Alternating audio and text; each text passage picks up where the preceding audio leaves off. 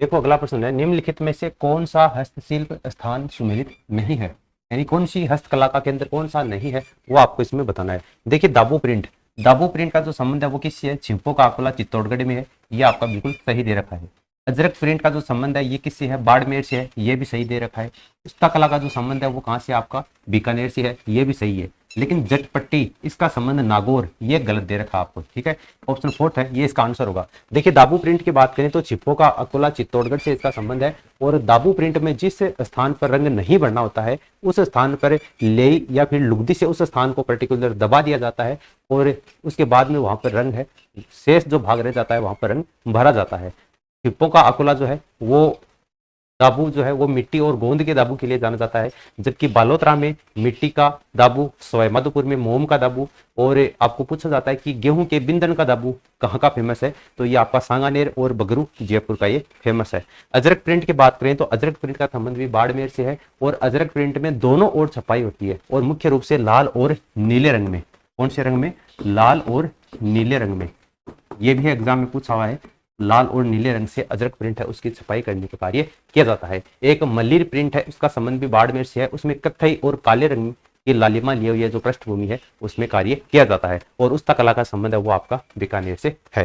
अगला प्रश्न देखिए, निम्नलिखित में से कौन सा कथन मीनाकारी के संबंध में, मीनाकारी के संबंध में आपको इसमें असत्य दे रखा है वो आपको बताना है। मीनाकारी के संबंध में इसमें से गलत कौन सा है। तो देखिए आमेर के मान सिंह प्रथम इस कला को लाहौर से आमेर लाए थे, बिल्कुल आपको इसमें सही दे रखा है, यह कथन है वो सही है। सोने चांदी या अन्य धात्विक आभूषणों पर चित्रकारी कला को ही मीनाकारी कहा जाता है, ये भी आपको सही दे रखा है। कुदरत सिंह शेखावत मीनाकारी के प्रसिद्ध कलाकार है, जो कि आपको सही दे रखा है।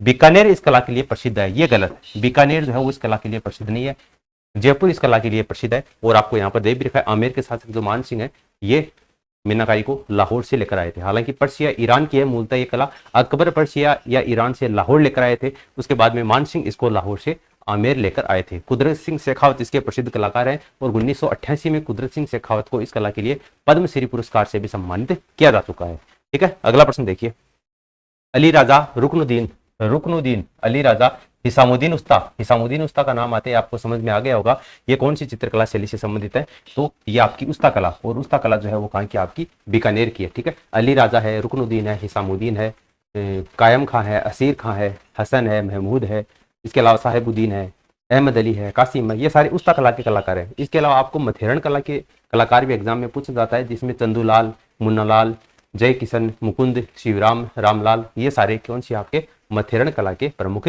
कलाकार है। अगला प्रश्न देखिए, असत्य कथन को आपको बताना है, असत्य कथन कौन सा है। चित्तेरोडी ओवरी या तस्वीरारो कारखानों, इसकी स्थापना जगत सिंह के द्वारा की गई थी उदयपुर में, बिल्कुल आपको ये सही दे रखा है। कोटा चित्रकला शैली में पशु पक्षी चित्र शैली है वो बहुतायत में इसमें बनाए जाते हैं। कोटा चित्र शैली की बात हो रही है, तो कोटा चित्र शैली में थोड़ी बनाए जाते हैं। पशु पक्षियों की जो चित्र शैली है वो कौन सी, आपकी बूंदी चित्र शैली है। बूंदी चित्र शैली है पशु पक्षियों की चित्र शैली है, जबकि कोटा चित्र शैली है ये मुख्य रूप से आपकी शिकार की शैली है, यानी शिकार के जो दृश्य हैं वो आपकी कोटा चित्र शैली में बनाए जाते हैं। इसलिए ये आपका इसमें गलत हो गया, क्योंकि आपको इसमें असत्य कथन बताना था। राजस्थान की चित्रकला शैली में जयपुर शैली मुगल कला से सर्वाधिक प्रभावित चित्र शैली, क्यों, क्योंकि राजस्थान में सबसे पहले मुगलों की जो अधीनता है वो जयपुर के शासकों के द्वारा ही स्वीकार की गई थी। जयपुर के शासक भारमल के द्वारा सबसे पहले अकबर की अधीनता स्वीकार की गई थी। इसलिए आप यहाँ से भी आइडिया लगा सकते हैं कि मुगल चित्रकला का जो सर्वाधिक प्रभाव है वो जयपुर चित्रकला शैली में ही पड़ता है। और कमला और इलायची ये काफी फेमस चित्रकार है। कमला और इलायची जो चित्रकला ना द्वारा चित्रकला शैली है उससे संबंधित महिला चित्रकार है, तो ये कथन सही है। इसमें कोटा चित्र शैली आपको पशु पक्षियों की दे रखा है, जबकि कोटा चित्र शैली ये शिकार की चित्र शैली है, और कोटा चित्र शैली में आपका मुख्य रूप से रानियों को और नारियों को शिकार करते हुए दर्शाया गया है, तो ये आपको ध्यान में रखना है। पशु पक्षियों की चित्र शैली है, बूंदी चित्र शैली है, न कि कोटा चित्र शैली। अगला प्रश्न देखिए, निम्नलिखित में से कौन सा सुमेलित नहीं है, असुमेलित कौन सा आपको वो बताना है। देखिए मोर ध्वज निहालचंद, मोर ध्वज निहालचंद का जो संबंध है वो आपका किशनगढ़ चित्रकला शैली से है, बिल्कुल आपको ये सही दे रखा है। निसार दिन अलवर चित्र शैली, निसार दिन का संबंध वो अलवर चित्र शैली से नहीं है, ये आपको इसमें असुमेलित दे रखा है। और साहिबुद्दीन, साहिबुद्दीन, रुकनुद्दीन, बेराराम, करपाराम, मनोहर, डालू, काशीलाल, ये सारे मेवाड़ चित्रकला शैली से संबंधित है। साहिब राम का संबंध है ये ढूंढाड़ चित्र शैली या फिर यहाँ पर आमेर चित्र शैली आ सकता है, दोनों एक ही बात है। ठीक है, तो यहाँ पर निसार दिन हो जाएगा, निसार दिन इसका आंसर नहीं होगा। ठीक है, सावर्ण चित्र शैली का जो सर्वाधिक विकास है ये महाराणा अमर सिंह प्रथम के समय हुआ था। या यूं कहें कि चावंड चित्रशैली का जो स्वर्ण काल है ये महाराणा अमर सिंह के काल है। हालांकि चावंड चित्रशैली का जो प्रारंभ है वो महाराणा प्रताप के समय शुरू हो गया था, जब महाराणा प्रताप ने 1585 में चावंड को अपनी राजधानी बनाया था। लेकिन चावंड चित्रशैली का जो स्वर्ण काल है ये महाराणा प्रताप के पुत्र अमर सिंह प्रथम के काल में सर्वाधिक विकास हुआ था, इसलिए चावंड चित्रशैली का जो स्वर्ण काल है ये अमर सिंह प्रथम का काल कहा जाता है। अगला प्रश्न देखिए, भूरे खां की मजार और मामा भांजा की छतरी कहां पर है? मांडलगढ़, अचलगढ़, तारागढ़ या मेहरानगढ़? देखिए, अगर आपको भूरे खां की मजार का नहीं पता है तो मामा भांजा की छतरी का आपको जरूर पता होगा, जिसको धन्ना बिहार की छतरी के नाम से भी जानते हैं, जोधपुर में। मेहरानगढ़ दुर्ग क्या हो जाएगा? इसका राइट आंसर हो जाएगा। राजदूता के द्वारा 12 मई 1459 को लाल पत्थरों का प्रयोग करके मेहरानगढ़ दुर्ग की स्थापना की गई थी, और मोर की आकृति होने के कारण इस मेहरानगढ़ दुर्ग को अपन मयूर ध्वजगढ़ के नाम से भी जानते हैं। अगर पूछा जाए कौन सी पहाड़ी पर है तो ये चिड़ियाटोप पहाड़ी के ऊपर बना हुआ है। यहाँ पर चोखेलाव महल है, जहूर खां की मजार है, भूरे खां की मजार है, मामा भांजा की छतरी है, गजनी, शंभू बाण, गजक, गुबार, किलकिला, ये कुछ प्रमुख तोपे हैं जो कि मेहरानगढ़ दुर्ग की तोपे हैं। इसके अलावा रुडयार्ड किपलिंग ने कहा है कि इस मेहरानगढ़ दुर्ग का निर्माण फरिश्तों और परियों और देवताओं की करामात है। तो ये कथन किसका है? रुडयार्ड किपलिंग का है। तो मेहरानगढ़ दुर्ग इसका आंसर हो जाएगा। अगला प्रश्न देखिए, कौन सा यहाँ पर सुमेलित नहीं है? असुमेलित कौन सा आपको इसमें वो बताना है। देखिए, कोसवर्धन दुर्ग, इसी को शेरगढ़ दुर्ग के नाम से भी जानते हैं, इसी को कोसवर्धन दुर्ग के नाम से भी जानते हैं, और ये आपका बारां जिले में स्थित है। अगला प्रश्न देखिए, कांकरवाड़ी का किला कहाँ पर है? अलवर में। बिल्कुल, कांकरवाड़ी का जो किला है वो कहाँ पर? आपका अलवर जिले में है। अगला है बसंती दुर्ग सिरोही में, तो बिल्कुल बसंती दुर्ग वो कहाँ पर? आपका सिरोही जिले में है। और बाला किला दौसा, ये गलत हो गया, बाला किला है वो दौसा में ना होकर कहाँ पर? आपका अलवर में है। ठीक है, हसन खां के द्वारा इस बाला किले का निर्माण करवाया गया था, हसन खां मेवाती के द्वारा। अगर आपको ये पूछा जाए कि सुवर्णगिरी, सुवर्णगिरी, देखिए दो नाम है, एक तो है सुवर्णगिरी, सुवर्णगिरी, और एक है स्वर्णगिरी। दोनों में आपको कंफ्यूज नहीं होना है। अगर सुवर्णगिरी पूछा जाए या सोनगिरी पूछा जाए या सोनगढ़ पूछा जाए तब तो कौन सा हो जाएगा? आपका जालोर हो जाएगा। लेकिन अगर स्वर्णगिरी पूछा जाए तब आपका कौन सा किला हो जाएगा? सोनारगढ़ का किला। और सोनारगढ़ का किला कहां पर? आपका जैसलमेर में। स्वर्णगिरी जैसलमेर, जबकि सुवर्णगिरी कहां पर है? जालोर में है। और बटनेर का किला कहां है? हनुमानगढ़ में है। लोहागढ़ का किला कहां पर? आपका भरतपुर में है। जूनागढ़ का किला कहां पर है? बीकानेर में है। अचलगढ़ का किला कहां पर? आपका सिरोही में है। कुंभलगढ़ का राजसमंद में है। और धाराधारगढ़ का किला कौन सा? आपका चौमू का किला है, उसी को धाराधारगढ़ के नाम से जाना जाता है। तो यहाँ पर बाला किला इसका आंसर हो जाएगा। अगला प्रश्न देखिए, कौन सा सुमेलित नहीं है?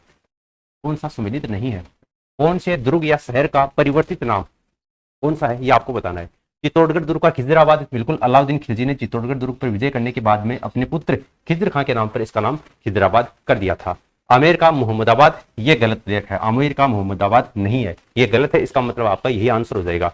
जालोर का जलालाबाद बिल्कुल सही दे रखा है, और शिवाना का खेराबाद ये भी आपको बिल्कुल सही दे रखा है। यहाँ पर देखिए, आपको आमेर, आमेर की बात करें तो आमेर का 1707 ईस्वी में बहादुर शाह प्रथम के द्वारा इसका नाम है वो मोमिनाबाद किया गया था, न कि मोहम्मदाबाद। क्या था? मोमिनाबाद, मोमिनाबाद।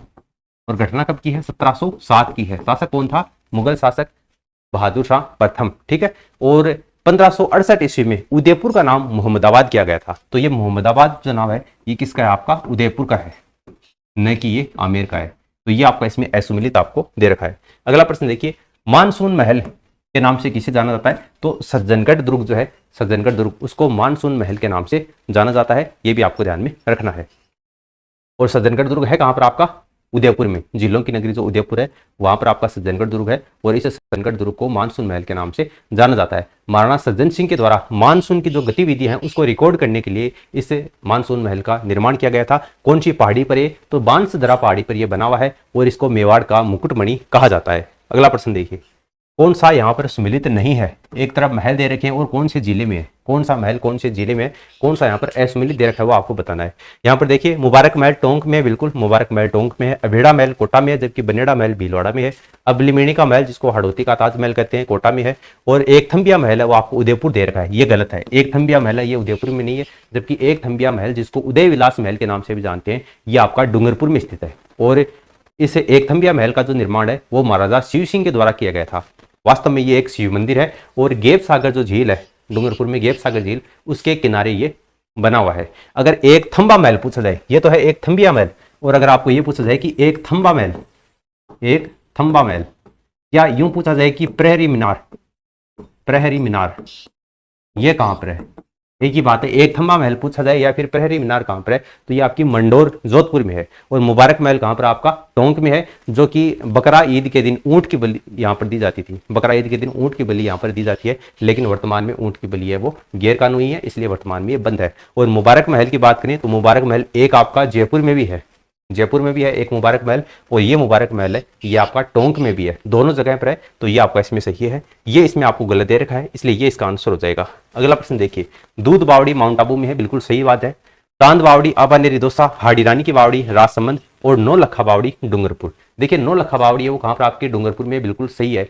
और हाड़ी रानी की जो बावड़ी है वो राजसमंद आपको इसमें गलत दे रखा है। हाड़ी रानी की बावड़ी है वो टोडाराय सिंह टोंक में है, न कि राजसमंद में। तो ये है आपकी टोंक में, टोडाराय सिंह टोंक में ये हाड़ी रानी की बावड़ी है, राजसमंद में नहीं है। तो ये आपको इसमें असुमेलित दे रखा है, ये इसका आंसर हो जाएगा। अगला प्रश्न देखिए, कौन सा यहाँ पर असुमेलित है?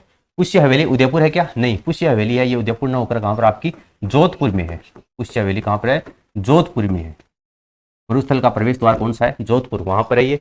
टिबड़ेवाला की हवेली नवलगढ़ झुंझुनू में है। रामपुरिया और बछावतों की हवेली बीकानेर में है। और सालिम सिंह की हवेली, नथमल की हवेली, ये कहाँ पर आपकी जैसलमेर में है। ठीक है, सालिम सिंह की हवेली, नथमल की हवेली दोनों ही कहाँ पर आपकी जैसलमेर में है। और पुष्य हवेली कहाँ पर आपकी जोधपुर में है। पुष्य हवेली के बारे में ये भी एग्जाम में पूछा जाता है कि एकमात्र ऐसी हवेली जो कि एक ही नक्षत्र पर आधारित है। ठीक है, एक ही नक्षत्र पर बनी हुई कौन सी हवेली? आपकी पुष्य हवेली है। और जोधपुर में ही आपकी बड़े मियाँ की हवेली भी है। राखी हवेली, राखी पाल पचीसा, राखी हवेली, पाल हवेली, पचीसा हवेली, राखी पाल पचीसा, तीनों ही हवेलियां कहाँ पर आपकी जोधपुर में है। जबकि नवलगढ़ की बात करें तो नवलगढ़ झुंझुनू, यहाँ पर टिबड़ेवाला की हवेली है। पोदार की हवेली ये भी नवलगढ़ में है। सर्वाधिक हवेलियां वो आपकी नवलगढ़ में स्थित है, इसलिए नवलगढ़ को हवेलियों का नगर भी कहा जाता है। शेखावाटी की स्वर्ण नगरी नवलगढ़ को ही कहा जाता है। रामदेव चौखानी की हवेली पूछा जाए तो आपकी मंडावा में है। और सोने चांदी की हवेली जो कि मैनसर में स्थित है। और रामविलास गोयनका की हवेली पूछा जाए तो वो कहाँ पर आपकी चूरू जिले में स्थित है। और दानचंद चोपड़ा की हवेली कहाँ पर आपकी सुजानगढ़ में है। बागोर की हवेली कहाँ पर है? उदयपुर में है। झालाजी की हवेली या फिर झाला जालिम सिंह की हवेली कहाँ पर आपकी, या बड़े देवता की हवेली कहाँ पर आपकी? कोटा में है। और पटुओं की हवेली कहाँ पर आपकी? जैसलमेर में है। नथमल की हवेली जैसलमेर में है। और सालिम सिंह की हवेली भी कहाँ पर आपकी? जैसलमेर में है। अगला प्रश्न देखिए, कौन सा युग में सही सुमेलित नहीं है? तो यहाँ पर द्वारिकाधीश का मंदिर है वो कांकरोली में, बिल्कुल सही है। सुंदा माता का मंदिर है वो भीनमाल जालोर में है। आई माता का मंदिर बिलाड़ा जोधपुर में है। जबकि ज्वाला माता का मंदिर तलवाड़ा, ये आपको इसमें गलत दे रखा है। ज्वाला माता का मंदिर तलवाड़ा है, ये आपको इसमें गलत दे रखा है, क्योंकि ज्वाला माता का जो मंदिर है वो आपका जोबनेर जयपुर में बना हुआ है। ठीक है, खंगारतों की कुलदेवी है ये ज्वाला माता, और ये माता का शक्ति रूप है। जगमाल सिंह कछावा के द्वारा, जगमाल सिंह कछावा के पुत्र थे खंगार। तो खंगार ने 1600 ईस्वी में जोबनेर में शासन किया था। और इसके जो वंशज थे कि आपके खंगारोत कहलाए, इसलिए इसको अपन खंगारोतों की कुलदेवी के नाम से जानते हैं। आई माता का जो मंदिर है वो आपका बिलाड़ा में है। और बिलाड़ा जोधपुर में है। आई माता दुर्गा माता का अवतार मानी जाती है। थोड़े दिन पहले एग्जाम में क्वेश्चन पूछा गया था कि केला देवी जो है, करौली में मंदिर है केला देवी का, तो केला देवी को किस माता का अवतार माना जाता है? तो आपको यह भी पूछा जाता है कि आई माता का है वो दुर्गा का अवतार माना जाती है। ठीक है, बचपन का नाम इनका जीजीबाई था। और आई माता जो है वो कौन सी जाति की कुलदेवी है? तो ये सिरवी जाति की कुलदेवी है। कहा जाता है कि इनकी आई माता के मंदिर में इनकी अखंड ज्योत से केसर टपकती है। ठीक है, और माता के मंदिर में सिरवी जाति के जो लोग हैं वो इसको दरगाह के नाम से बुलाते हैं। और इसका जो समाधि स्थल है उसको बडेर के नाम से पुकारते हैं। और सुंदा माता का आप सभी को पता है, जालोर में, भीनमाल जालोर में सुंदा पर्वत के ऊपर इनका मंदिर है। और ये चामुंडा माता को ये समर्पित है। तो ये आपको ध्यान